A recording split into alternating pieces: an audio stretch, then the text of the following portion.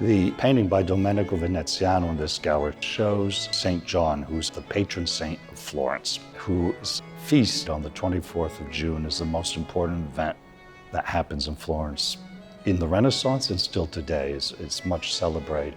And therefore, there was a great deal of attention paid to the figure of St. John in Florentine art, what he looked like, who he was, what he meant to Florentines. One of the great accomplishments, I would say, of Domenico Veneziano was that he made St. John, in this case, a young man, a Florentine golden youth.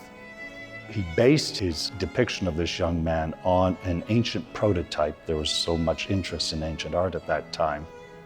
He made what you might call an ancient sculpture of a Hercules or something into a flesh and blood Florentine boy or adolescent, going off with great determination into the wilderness.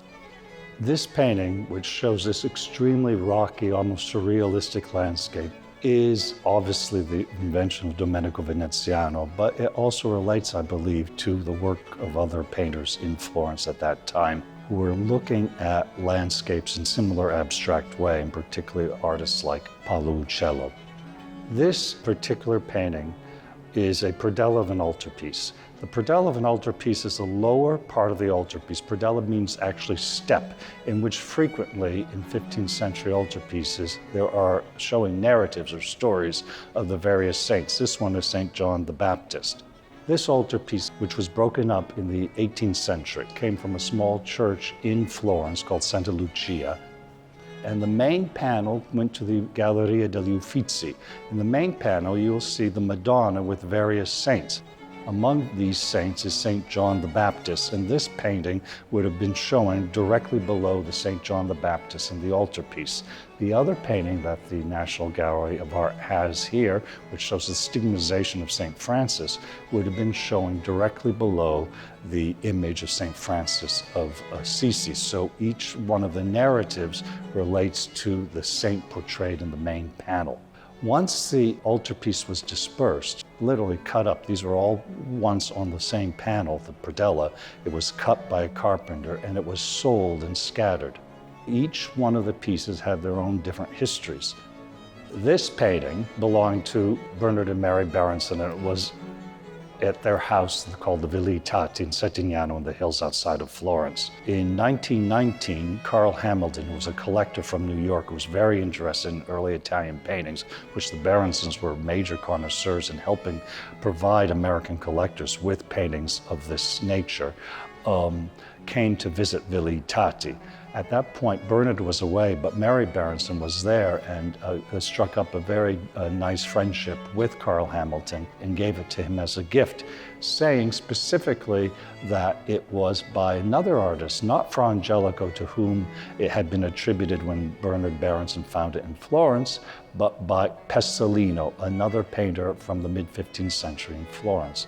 This painting and the other painting, which comes from the same predella showing the stigmatization of St. Francis of Assisi, come from the Samuel H. Kress collection. They were donated to the National Gallery of Art from that collection. This particular one, showing St. John the Baptist in the desert, was sold by Carl Hamilton in 1942 to the Kress collection, at that point as Domenico Veneziano. There was great interest in the 1920s in particular about the artistic figure of Domenico Veneziano, exactly what were the paintings that this master produced. He was sometimes thought to have come from Venice because his name's Domenico Veneziano, but he's largely active in Florence in Italy. But there are very, very few works of art by him. They're extremely rare, in fact. The National Gallery of Art is very lucky to have not only this predella, the other one I've mentioned, but also the Virgin and Child, which is hanging next to it in this very same gallery. The National Gallery of Art probably has more paintings by Domenico Veneziano than any other gallery or museum in the world.